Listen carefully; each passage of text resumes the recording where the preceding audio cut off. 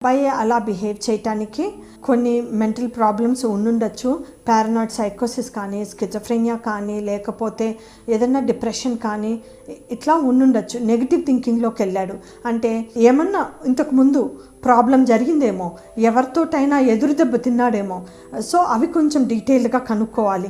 ఎందుకు ఇట్లా అనటానికి కారణం ఏంటి, ఎదురు దెబ్బ ఎవరితోటైనా తిన్నాడా, ఎవరిని నమ్మకం పెట్టుకోలేకపోతున్నాడు అంటే ఎవరితోటైనా మోసపోయాడా, ఇలాంటివి మీరు సేకరించి దానివల్ల మీ అబ్బాయి బిహేవియర్ చేంజ్ అయిందా కనుక్కోండి ఫస్ట్.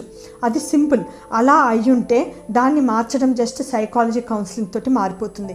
కానీ అట్లా ఏమీ జరగకుండానే ఉట్టిగానే మారిపోతే తనకు తానే అనుమానాలు క్రియేట్ చేసుకోవడము, తనకు తానే ఏ ప్రాబ్లం లేకుండానే ప్రాబ్లంలోకి వెళ్ళిపోవడము, ఇట్లాంటివన్నీ ముందు ఏవి జరగకుండానే, బ్యాక్గ్రౌండ్ ఇన్సిడెన్సెస్ జరగకుండానే మీ అబ్బాయి మనస్తత్వం ఇలా మారింది అంటే అది ఒక సైకాట్రీ ప్రాబ్లం.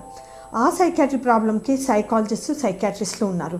మందులు కౌన్సిలింగ్ తోటి ఒక స్టేజ్కి రావచ్చు.